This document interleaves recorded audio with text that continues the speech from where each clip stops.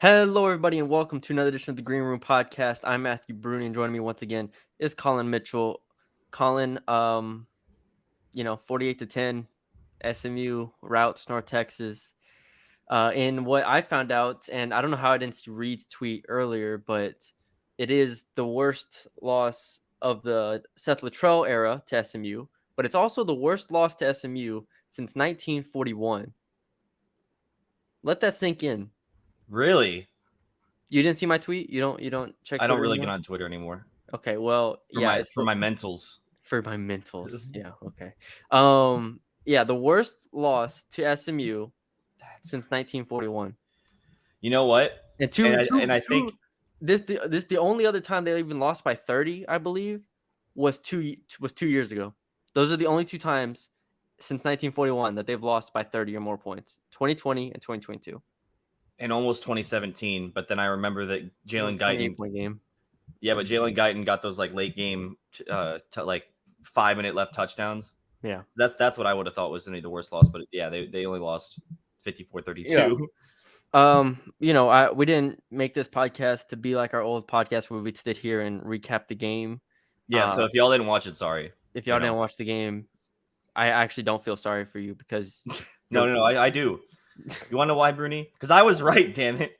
you were right. I You don't were need right. any. Nobody should have had hope going into this game. This is I have so much to say. Go ahead. the equivalent of Baylor playing Albany yesterday. This should be a pay game for SMU at this point. This is crazy. Now I did predict 41-21, because I thought that maybe there'd be some competence. But time after time, when I didn't think anything could be any worse, incompetence just continued and continued and continued, and it was from the most unlikely, I guess, parts of North Texas game. I would have thought it would have been Austinani, ruining the game for them, or Yep. or something like that. But no, it was the run game. Couldn't get it done on the goal line. It was some weird coaches calling some weird trick play that whatever. Ethan Mooney not making a kick. Like you're punching yourselves in the kidneys over and over and over again to where you're only down at halftime. What was it? 17 points. Is that what it was? I have it right here. It was 31-10. Okay, so 21 points. That 21 points had to have felt like 42 points, because up to It might that as well point, have been, yeah. up to that point, you had done so many good things and then just undid it all times a billion. Let's see. You kind of got the yeah. Let's see. What do you got? I agree with everything you're saying. It has become an embarrassment more than a rivalry at this point. Even FCS teams, I think, would put up a better fight. Like, whenever it's a large spread, like heck, I watched Central Michigan. Wasn't it Central Michigan, Oklahoma State? Central Michigan lost like 52 to like 40 or something like that. Like, Yeah, again, it's you put up yeah. efforts. I watched so much. I watched like 20 games yesterday, and I did not see this level of incompetence from a team that, like I said last time, was only a 10 or 11 point dog. Like, this is ridiculous to lose by 38 points when you're only an 11-point dog. And I know gambling might not mean anything to a lot of people, but there's a reason why those spreads are what they are, right? And they've made billions of dollars for, that industry. It's because they're accurate and they're based off of a lot of things, but they're based off of talent. They're based off of the perception of the team. And for a team to go in as, a 10-point dog, which even was going to like 9.5, and lose by 38, something is systemically wrong with this team. And I was looking this up before we got on, if I can find it again. But so my old company, I won't say their name, but my old company does a talent composite every single year. Okay. And it basically goes 1 through 150, basically, all the teams ranked by recruit, the level of players that they have on their team. So 5 stars, 4 stars, 3 stars, so on and so forth. SMU was ranked 58th in the country in this talent composite, right? And obviously it's all P5 teams, at the top, really. Yeah. SMU is at 58 is one of the top G5 schools. Okay. North Texas is 77th. Okay. Only 19 spots behind.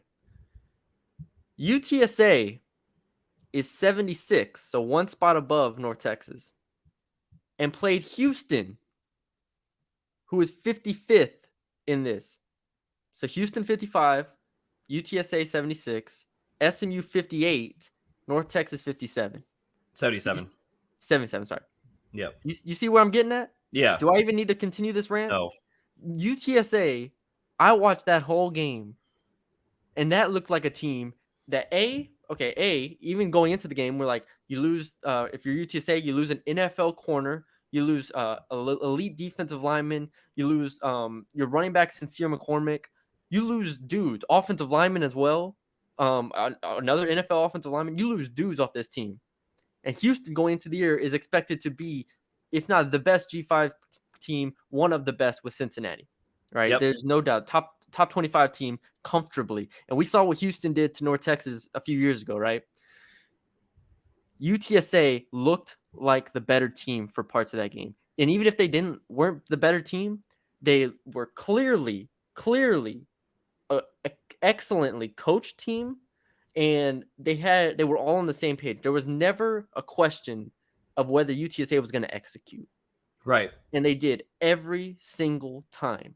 And that is a jarring difference between UTSA and North Texas at this moment. Because just a few years ago, North Texas beat UTSA 45-3. And since that moment, the trajectories of those programs have gone in completely different directions. UTSA can lose multiple NFL players and still be competing with Houston, who, for my money, is a top 25 team comfortably. Like UTSA is still probably a top 30, 35 team comfortably in the country. And North Texas is probably a bottom 30 team in the country. And you look at the talent on the roster, and I'm not saying this is the end all be all. Yeah. End all be all here, but I think it's a pretty accurate assessment of talent where UTSA is 76 in the country, North Texas 77. And if you watch those two teams play yesterday, you would have guessed completely different. You would have, if you just showed that game to people, you'd say, oh, UTSA, it's like a top 30, 40 team in the country. North Texas looked like a bottom 30 team. And it's just different cultures, different coaches, and different programs, which is insane because North Texas has 4 times the amount of money as UTSA. UTSA just built like a canopy for their practice field. They were practicing like no. Not only that, UTSA, whenever Seth Luttrell first came here, was bottom of the barrel. No one wanted to go there. Even more recently, again 3 years ago. Was it 3 years ago? Okay, yeah. Was it not 2019? I'm giving a safe assessment and saying, when he first started. I mean, it was UTSA at the bottom and UTEP in Conference USA. 3 years ago. 2019, September 21st, 45-3. Let's see. I mean, yeah, and just to give another perspective of other teams around the country, I saw something yesterday where James Madison beat Middle Tennessee. I think it was 40. I just had the score. 44-7. 44-7. Something like that. They just now became an FBS school. Yes. They just joined the Sun Belt, and they beat a Conference USA team like that. And that's when you're trying to. You have a point, I guess, but let me just finish this real quick. I brought up last week that North Texas is trying to compete and keep up with Conference USA schools, and they're going to move to the AAC next year, where there's no chance of trying to compete with Memphis and SMU, where we think that, or anybody thinks that they can be at that level. And then you have similar schools in the same exact conference where they're struggling to beat these teams, and they get beat by a newly Sun Belt team, James Madison, 44-7. Like, it's, I mean, but that's culture, right? But that's culture, right? Yeah. James Madison is perennial FCS national championship. Same thing with Sam Houston State over here, and in Huntsville is a perennial FCS team, that a program that is elite at the FCS level, lost to A&M 31-0. I watched the first 2 quarters of that game, and at Sam Houston State had multiple chances to take leads in that game. Yeah. And it's just like, you can tell when a team is well coached and the program has its culture about it. And as much as we want to give credit for North Texas for beating UTEP and and beating, the teams they're supposed to beat last year, and heck, beating UTSA last year. They beat UTSA last year. Let's give them credit for that. Okay, cool. But it's clear and obvious that game against UTSA was an outlier. By every single result we have over the past 3 years, that win was the outlier. And if they lose that game, I think we're looking at this entire Latrell era very, very, very different, because last year was saved by that win. Yeah. Last year was made by that win. You look at the other 5 wins on their schedule, none of them you're going to be like, "Oh, wow, that's an impressive win." No, it's over freaking FIU. It's over Rice in overtime. Like, none of those results last year, except for the UTSA one that saved them. This year, the SMU game, and you want to write people. I've listened to people, and I've read people be like, "Well, it's SMU. We expected them to lose this game, so it's no big deal." I didn't expect them to lose by 38 points. Nobody expected them to lose by Right. 38 points, And it looked worse than that. and it was just absolute. It looked like they didn't even belong on the same field. Yeah. It legitimately looked FBS to FTS, because if you actually want to talk a little about the game real quick, those receivers made the secondary look like they're high school. They looked high school level, right? Those receivers looked on a different level. Yeah. And that's just skill position. That's not, and they still haven't figured out how to slow down an SMU pass game. So I just can't. I can't, because if North Texas played Houston, the score would have been the same, 48-10. Again, Houston's supposed to be better than SMU this year. I don't know what the future holds, but Houston is supposed to be better than SMU. And if Houston played North Texas yesterday, we're looking at another 48-10 game. So last podcast, you started it. The first 10 minutes were you and me arguing about you saying that if they won, that it's a program changing win. Yeah. Well, they just lost in what was probably the worst way possible. Is it equally as program changing? If you get what I'm saying. I think for a lot of people they would say no. I'm leaning towards yes, because if I'm Rin Baker and I just had to watch that, there's no way. My leash is so short at this moment. If I'm Rin Baker, there's no way that I'm just letting that go. Yeah. There's no way I'm letting that go. You have to, at this point, prove to me that you can beat, and you can even just compete with teams that are decent. Because like you said, Conference USA at this moment is not looking very strong at all. FAU just got blown out by Ohio. I don't want to say blown out. They came back a little bit. They lost to Ohio. Louisiana Tech lost to Missouri. I don't have the schedule in front of me, but you just go down to FIU, barely beat Bryant.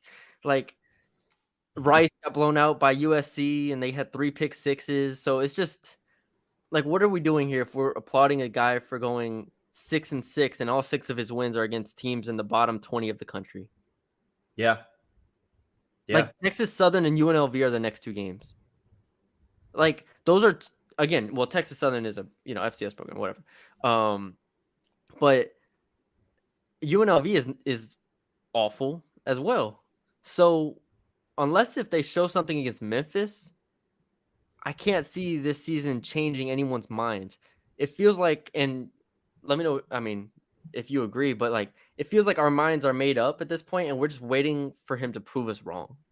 And Well, this yeah, I SMU mean, game would have proved this us wrong. right, and now the game just proved what everyone else knew. Exactly. And to go through other scores, so week 1, Western Kentucky almost lost to Austin, PA, 27-38 or 38-27. Then you have, like you said, FIU Bryant. FIU only won by 1. What's another one? I think I named most of them. Yeah, I think that's it for. What did Western Kentucky and Hawaii played last night? William and Mary beat Charlotte 41-24. FCS school, by the way. Yeah. So I Club mean, Lit's not looking too good anymore, huh? Club Lit's not looking too good. Ohio, like you said, beat 41-38 Houston, and the UTS game, we already know what that's about. And then finally, we get down to James Madison beating Middle Tennessee 44-7. I saw someone put the Will Healy on everyone's shoulders like in the party, and it said Club L. Club L. so as the theme continues, right? Yeah. Can they compete in the AAC? Because that's what this game I think was. It was a tryout in a sense, or a crystal ball of what would happen next year. And I think that I don't think 7 games keeps set now. I think that this game, in my eyes, like you said, you have to prove everyone wrong. Does getting a win over Memphis do that? I'm not even sure. One thing I want to clarify, because we talked podcast and we're not going to run too much longer, but I don't want to clarify. Obviously, Houston will be gone next year. UCF will be gone next year, and Cincinnati will be gone from the American whenever North Texas joins. And they're also adding, along with North Texas, you add UTSA, sorry, I have it right here, Rice, UAB, UTSA, and I think it's FAU,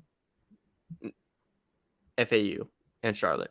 So it's not like the American is going to be this like juggernaut, but SMU, East Carolina, who almost beat NC State yesterday, played really well. So East Carolina, SMU, Tulane will be, better.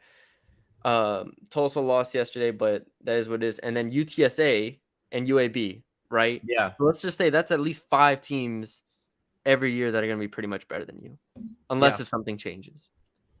So while I don't think it's like you're not stepping up to this American, you're not stepping up to where you have to play Houston and UCF and Cincinnati. You're still stepping up into a conference that has teams that are going to be better, and you're bringing with you UTSA and UAB, who are Who beats you already every year anyways. who beat you every year anyway. So it's like you add those two, and then you add SMU, Memphis, East Carolina.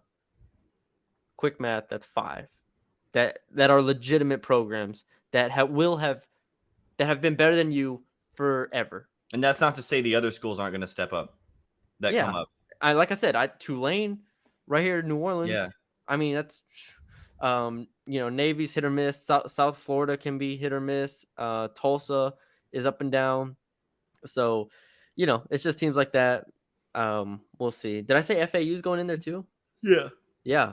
I mean, there you go. You could add them to the mix too. So, anyways, I say all that to say this loss definitely obviously hurts Latrell's chances, I'd say, of coming back, because you just can't perform at this level, especially on the same day where UTSA performed at that level.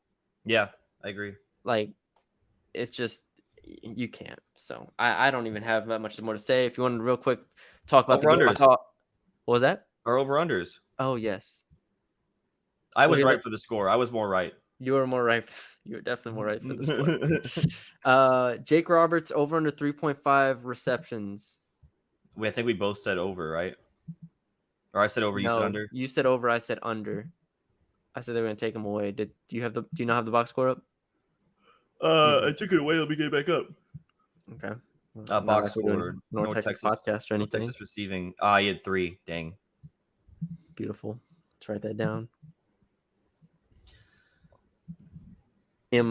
Right. North Texas defense over under 0.5 interceptions. We both said under. We were both correct. Yeah. Austinani over on a 1.5 touchdown passes. We both said under. We were correct. The only touchdown was Attaway. Yeah. Okay, correct. And then Oscar Attaway over under 10.5 carries. Your prop under. I was right on that too. So we're back tied now. Well, no, we're not. You lead 5-4. Yeah. Okay. Real quick, if for those, I guess, who want our takes on like the actual team or whatever, I don't have a ton. I thought Austinani wasn't awful. I say that looking at his stat line where he went 14 of 29 with 2 picks and 0 touchdowns, but I didn't feel like he was as He was not the reason they played as there bad as. were there you go. There were a lot of other problems. Yeah. Like I mean, Austin one of Audie's the picks was like a somehow not caught ball. Varkey's yeah. Gums just dropped a Yeah. whatever Was easy. it Gums or was it Roberts? I It don't was remember. Gums. Because I remember because I pointed it out. I was like, oh, it's Gums. I remember Gums other Gums drop earlier in the game in the flat. That was what I'm talking about, the flat. Okay. Whatever. Whoever it was. So I don't know. It felt like a really normal Austin Audie game Yeah. where it was like, He's what he okay, is. We yeah, get it is it. what he is.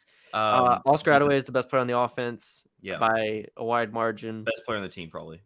Probably the best player on the team. Hope Katie Davis doesn't hear this as well. I But hope he does, because then he'll play better.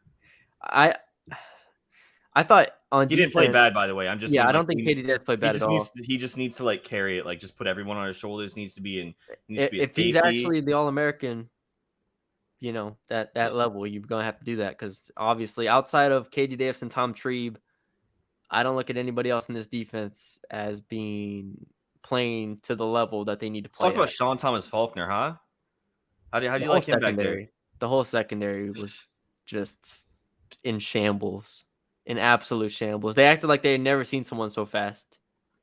Like seriously, they sat in. I remember one of them. I think it was the post where I think it was Curly who caught the post. The one that they returned it to the 50, and then they had a 50-yard touchdown, and they were in quarters coverage. And Tom Herman did a good job pointing this out in the broadcast, where like the safety came down, so it was just a corner. It was just man on the outside, and I think it was I don't remember who. I'm not gonna throw a name out there. I think it was Gaddy, but just got killed on the post, and it's just like, all right, yeah.